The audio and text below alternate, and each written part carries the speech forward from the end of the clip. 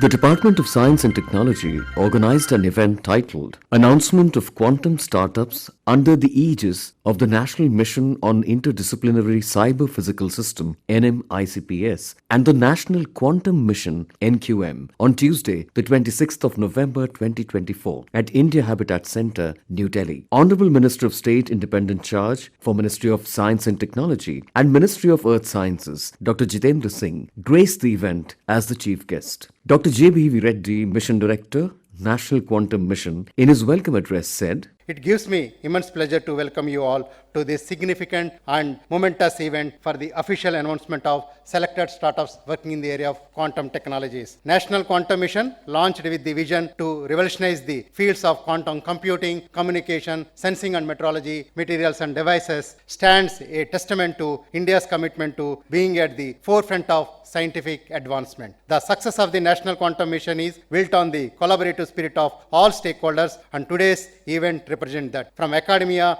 and R&D labs to industry, startups, and VCs, everyone has come together with a common goal to propel India into the leadership position in the global quantum ecosystem. The innovation ideas and business focus of our startups will take quantum science to new heights. They will focus on complex problems and come up with a practical solution that can be used in everyone's life. These breakthroughs will not only transform industries, but will also have a profound impact on society and making the life better, more efficient in many ways. Today, we are here to announce the startups whose cutting-edge innovations in quantum computing, secure communication, advanced sensing and materials will spearhead India's dominate in this field. Once again, warm welcome to all of you. Together, we are building the future of quantum technologies, and I look forward to witnessing the extraordinary contribution that will emerge from these startups. The Department of Science and Technology has taken a landmark step in empowering India's leadership in quantum technologies with the announcement of 8 innovative startups selected for support under its newly established guidelines. Professor Abhay Karandikar, Secretary, Department of Science and Technology. A momentous occasion for us when, as a part of the funding guidelines that were approved in the Department of Science and Technology, we had initiated a call for proposal through our Technology Innovation Hub under National Mission on Cyber Physical System at IISER Pune. And under that call for proposals, we received an overwhelming response. And finally, by going through a rigorous review process, we have now decided to fund selected startups in the areas of computing, communication, sensing, and also the devices, and you will just see the announcement. I would really like to take this opportunity to congratulate all the startup founders, and I hope that with this support, they will be able to raise more investment from private VC and investors, and will be able to really develop the cutting-edge technologies. In the Department of Science and Technology, we remain committed to the development of deep tech sector economy, and I hope in the coming years you will see some transformative changes in this area. So once again, I would like to welcome you all to this very momentous occasion for becoming a part of this very important announcement, which is a milestone in our journey towards developing path-breaking technology in the quantum technology areas. And I hope that the startups that we have selected will not only be able to make a lasting impact in various applications as was mentioned in the film that was shown, but also in the strategic sectors as well. So thank you very much, and we will look forward to the announcement that will happen soon. The Department of Science and Technology has prepared guidelines to support and nurture startups in the area of quantum technologies. These comprehensive guidelines outline a clear roadmap for startups to access resources, funding, mentorship, and infrastructure support. Dr. Ajay Chaudhary, Chairman, Mission Governing Board, MGB, National Quantum Mission. This is a great occasion for the National Quantum Mission, and for the first time in the country, a generous scheme of its kind has been made. Till now, we used to give amounts like 10 lakhs, 20 lakhs, 1 crore, 2 crore. In this generous scheme, we are giving up to 25 crores to startups, depending, of course, on their capability. Why are we doing that? We are doing that because this is not another subject. This is quantum technology. Here, it needs a lot of research, a lot of work, and also we need to be very, very patient, and we should also be prepared for things not happening. We do know out of 10 or 15 that we fund, maybe 1 or 2 may drop off. They may not work out. We are well prepared for that. That is part of such an important initiative of DST. The second thing I would like to mention that this should give enough confidence to VCs to invest in our startups. Because if the government is taking the initiative of investing 25 odd crores or 5 crores or 10 crores, I think what it signals to the VCs is that we know about these startups and we know their technology and we know this kind of technology must be supported by us. So the time has come for VCs to start at looking deeply at deep tech companies, because this is something that has not happened till now, and we would request all the VCs to very seriously look at our startups in this area as they need more funding. And we are very proud to see such great startups emerge from India. When I actually started in the National Quantum Mission, I was shocked and surprised to see so many startups in this area. And as we put out this scheme, more than 100 people applied. That shows that there is a lot of work going on in this, and a lot of startups are far ahead of the rest.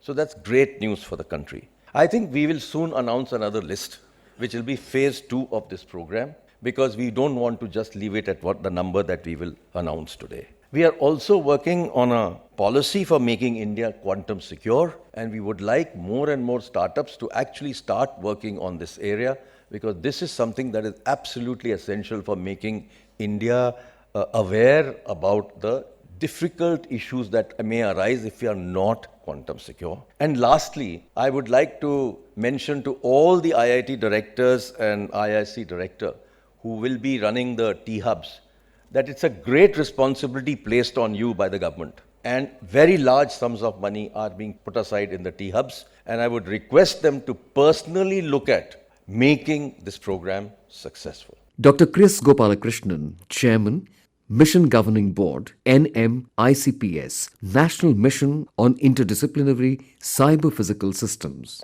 In creating a public-private academia partnership in our goal to become a leader in a particular technology, in this case the quantum technology. And I hope that through such programs we can establish leadership in just not quantum but in many other areas also. I've been saying in multiple forums that as we look forward to becoming a developed nation, Viksit Bharat, by 2047, it will be on a mission driven by products, technology, ownership of IPs, intellectual properties, and our own R&D resulting in technologies that can be commercialized, including exports to the rest of the world. This is required, I believe, if we want to have leadership in certain areas, if we want to lead in these areas, not just in India but in the world. So I'm extremely glad that we have taken another important step in our mission for Viksit Bharat.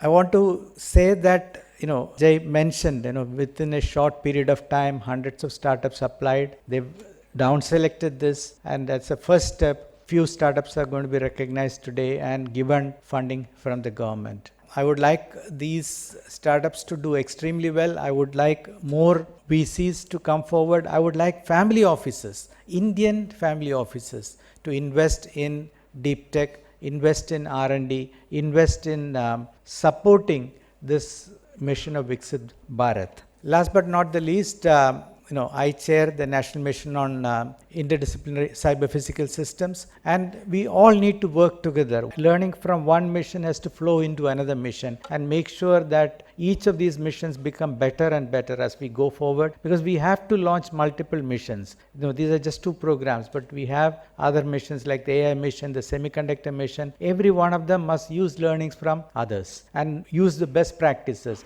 use what we have learned from other missions, etc. We have to work together, not as individual ministries and departments, but collectively to advance our goal of Viksit Bharat. So I congratulate Department of Science and Technology. I congratulate the startups which are getting recognition today. I congratulate all the startups which are working in this area, and together, and all the academic institutions that are working. The 4 academic institutions are getting the 4 major hubs in this quantum mission, and I congratulate them. But they will be part of an ecosystem that's countrywide, and together we need to make this mission success. The National Quantum Mission is dedicated in its commitment to fostering a vibrant and robust startup ecosystem for advancing India's aspirations in quantum technologies. In a special address, Dr. V.K. Saraswat, Honorable Member, Science and Technology, Niti Aayog said, "It gives me immense pleasure to be part of this celebration today. Why? Because I have been involved with the various missions which the Department of Science and Technology has launched right from the very beginning.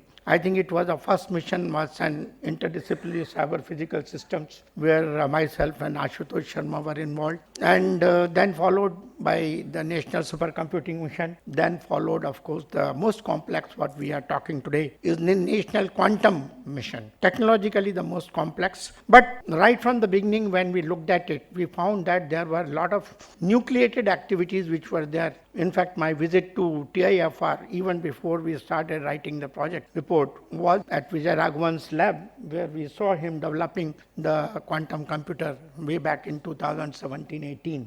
And I was really enamored by the fact that there was so much of initiative at that time. From that beginning and what we saw today, when we were discussing under Dr. Ajay Chaudhary, the scheme for promoting the National Quantum Mission, I found that the response of the academia, the response of the startups, the response of the industry was overwhelming. And there was demand that we should not be playing small, we should be playing big. And that's why this new mission where the startups are being launched today, there is a general thinking that we should spend more because of 2 reasons. Number 1, there's a highly deep research content involved. And number 2, we are looking at products. We are not looking just a theoretical paper on that. We are looking at products. If we have to get the products, I think we have to make investments which are of the right order. So to that extent, I think this is what is being done today. The major segments which are all getting covered are of course known to you, the quantum computing, quantum communication, quantum sensors, materials and all that. But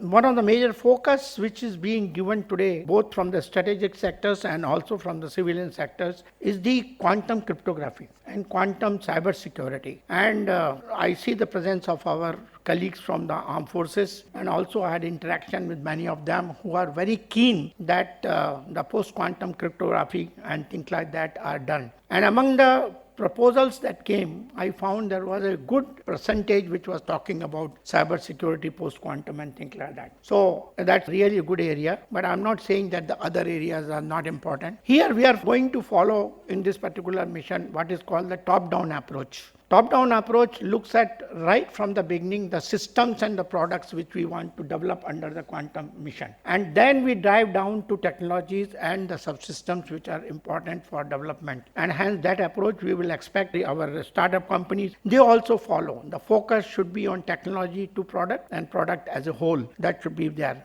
I want to say that this is a very good response. The initiative of the Department of Science and Technology to amalgamate the Cyber Physical System Program and the National Quantum Mission Program together to kickstart urgently, I think is a good initiative, because then we have the money available rightly and available for that. To the startup companies, I would say, you are setting a trend. You are setting a trend in the country that is not just one of those casual activities. You are going to be the leading edge as far as the technology is concerned. You are going to be beyond the curve. So this is the area where I think all your skills, your knowledge will be very essential. And the participation of our venture capitalists to support this endeavor will go a long way. So I urge a lot of you should support this program. While the government is certainly going to come up, I think the investment from the industry would be very much welcome to promote the startup culture and support our startups for the future quantum missions. I wish the program a great success and hope that these 8 companies which have been selected now, they will make make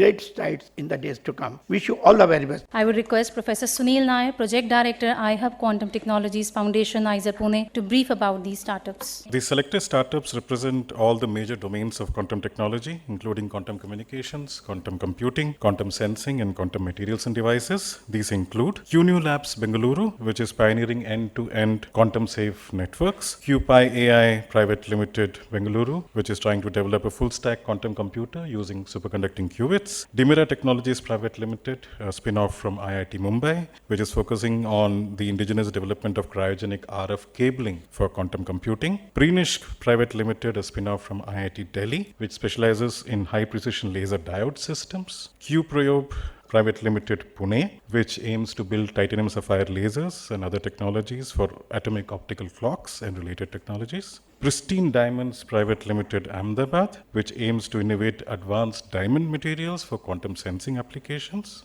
Qnastra Private Limited Delhi, which aims to create customizable cryogenics and advanced superconducting detectors; and finally Quant2D Technologies Private Limited, a spin-off from IISc Bengaluru, which focuses on developing superconductor nanowire-based single photon detectors for quantum applications. All these startups were selected through a very rigorous evaluation process and ensures complete alignment with the National Quantum Mission's vision to nurture innovation, scale translational R&D, and position India as a global leader in quantum technologies.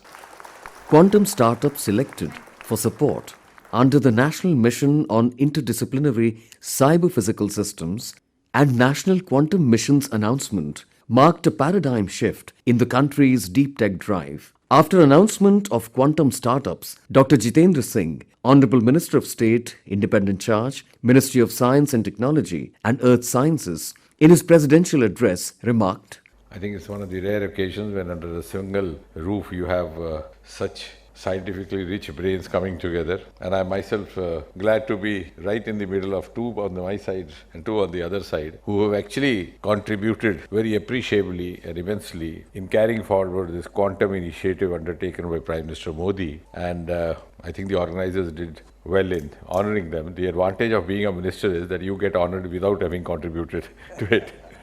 So anyway, kind of you. And as was very rightly being mentioned, I think, by Dr. Ajay Chaudhary, that this will not only mark the initiation of our quantum journey, but also reflect on our initiatives in other areas of science and give us a sense of esteem, both as our scientific workers and also as our capacities and capabilities to be successful startup ventures. Because today, I think even the world has begun to acknowledge that we are now in a position to lead rather than to be led as it was till a few years ago. So when a success story, at least in the area of science, happened abroad, got tried, got applied, and then we would wake up. And I remember in this very city of Delhi, I think sometimes maybe in the mid-90s, there was a spree of presentations being made on what internet is all about. And since I also happened to be one of those participants, many of those who were witness to that also rubbed it aside or brushed this aside with the contempt which it didn't deserve,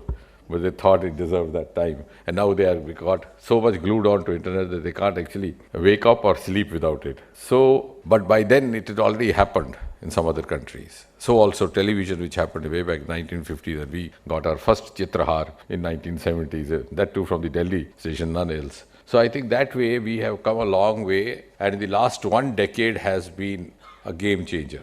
It's been a quantum jump, and I'm sure as scientific analysts, you would one day ask yourself why it didn't happen before. The scientific human is same, the talent is same. These boys and girls who are now getting all this support were there around even then. The country was same, the society was same. Maybe that enabling milieu which is required for such new initiatives was lacking, which is to be provided by the policy planners of the country, by the political dispensation. And that is precisely happened after Prime Minister Modi arrived. And therefore, I think this is now one of the better times happening for Indian science, though the best may be yet to come, but I'm sure it will come sooner than later. And the National Quantum Mission, again, we are among the 5 or 6 nations which are into it. So as I said, we don't have to wait for a decade and a half for a Chitrahar. The NQM Chitrahar is already playing across the world. And the other nations are now citing the example of India. If India has already initiated itself, why are we not? And this, under Prime Minister Science, Technology, Innovation Advisory Council, this was launched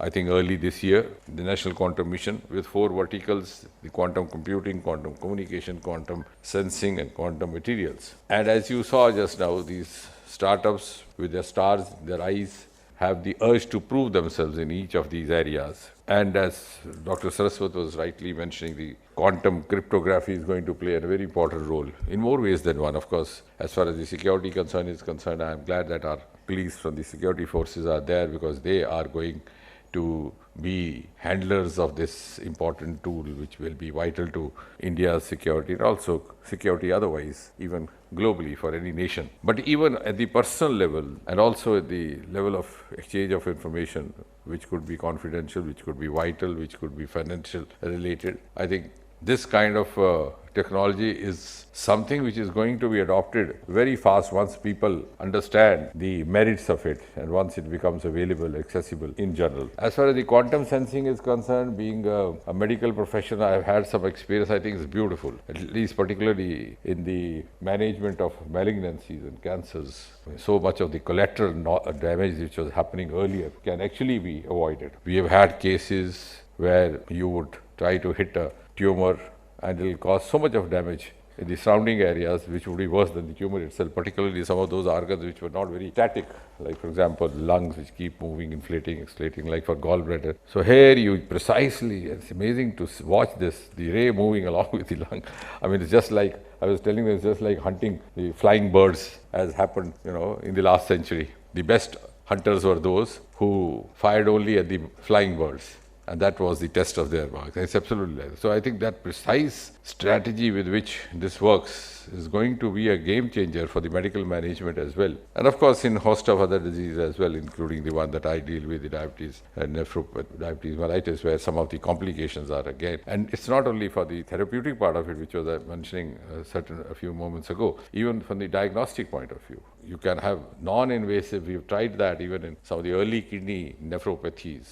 Non-invasively, you can actually detect the minutest details happening in the glomerular filtration rate, which is hardly any manifestation or absolutely asymptomatic, of course. So, early diagnosis, precise diagnosis, specific diagnosis, and specific management. So, I think very soon it will be lapped up by the medical fraternity as well. The quantum simulation, of course, is in keeping with our energy systems, the power grids, renewable energy. We have set zero target for ourselves for 2070, so it's going to come handy over there also. And of course, as far as the satellite-based internet is concerned, so India has already taken a leap. We started off much after US. In fact, the ISRO was born in 1969. When the first human being landed on the surface of the moon through an Apollo mission. But today we are there at the South Pole before everybody else. And with that kind of esteem and confidence that our space experts have earned worldwide, and when they're also their services being sought even by the International Service Station, I think this satellite communication, because we are already in a big way collaborating with other countries of the world also, as far as their navigation satellites, because only recently we set up a joint satellite with the US.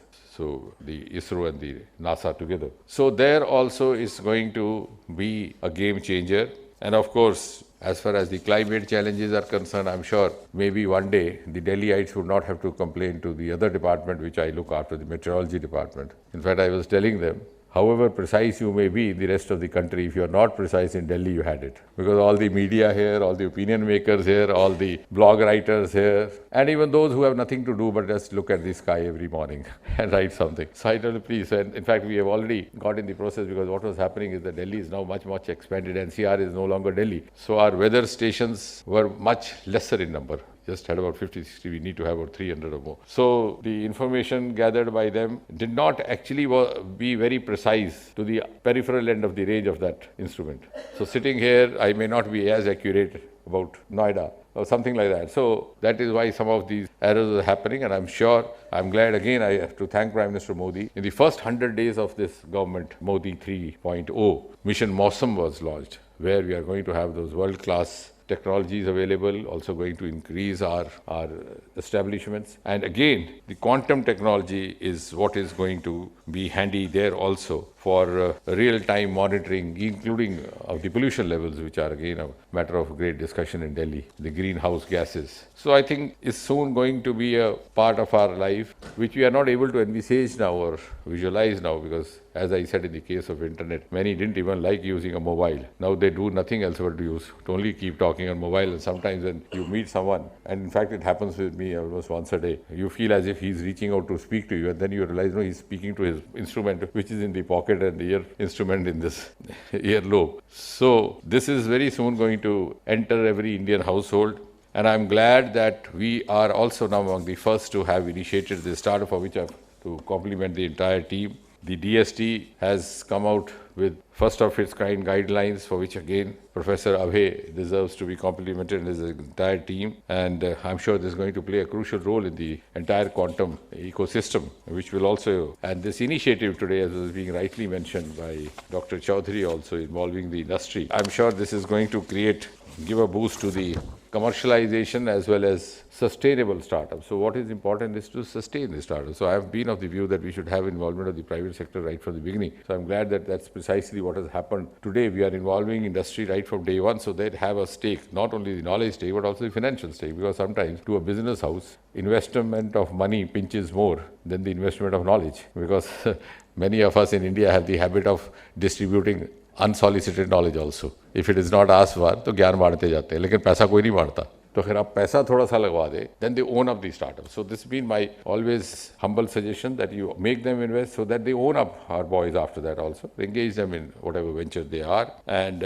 more so because we look at them not only as the participants in the quantum ecosystem, but we also look at them as important players in shaping India's technological future. And when we talk of India's technological future, of course, it's obviously has a strong bearing on the Viksit Bharat 2047. And I'm sure those of the 8 groups which got this benefit this morning, this afternoon, have this realization that they are going to be the torchbearers of Viksit Bharat 2047, with the technology on their side, the age on their side. So I hope they will carry on that work with that kind of a steve. Yeah, you can clap for them.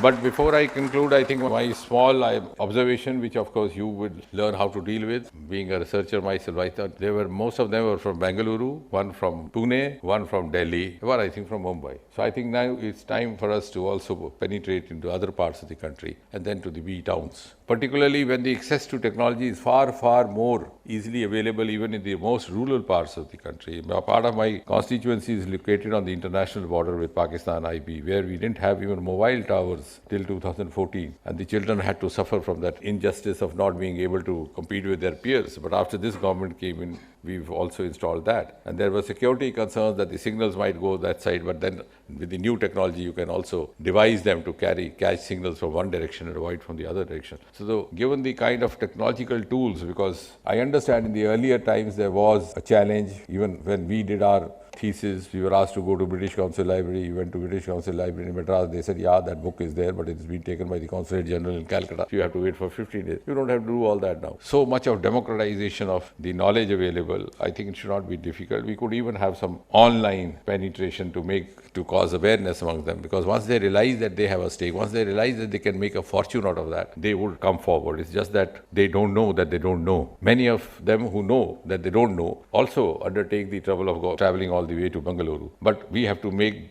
those know who don't know that they don't know. So they know that what is happening in this room, in the India Habitat Center, is something which is also relevant to them, which is also doable for them. So, and as Prime Minister keeps saying that in order to achieve the ideal status of Viksit Bharat, we need to have the contribution of each and every citizen of India. So particularly this generation, I think we need to involve every nook and corner, and we could plan out something like that with Dr. Saraswat being in the Niti Aayog. And I think one more observation which of course you could consider is that next time when we have a program like this, we can be out of India Habitat Center, not doing it in Delhi. So maybe doing it in a lesser town. Because in any case, the beneficiaries from Bengaluru will go back to Bangalore and practice what has been handed over to them. The Mumbai will go back to Mumbai, the Pune will go. But once they go to a town which is not so familiar with the technology, they'll be able to speak to the media persons there, to their peers there, and they could also hold a small kind of a workshop. I mean, the CM said you could have one more session with them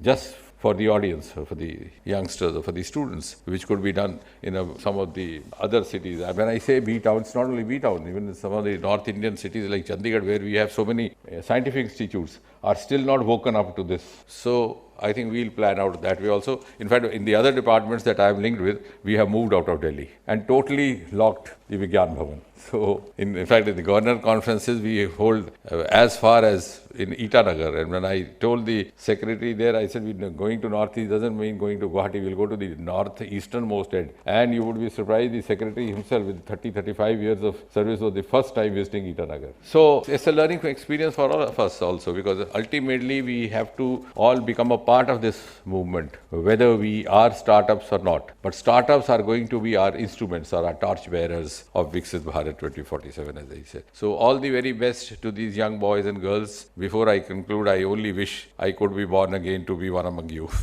These startups were selected through a rigorous evaluation process, ensuring alignment with NQM's vision to nurture innovation, scale R&D, and position India as a global leader in quantum technologies. The initiative garnered significant interest, demonstrating the growing potential of India's quantum ecosystem. Narrated by Manoj Mainkar and presented by Dilip Jha, this broadcast came to you from the Indraprastha channel of Akashvani, Delhi.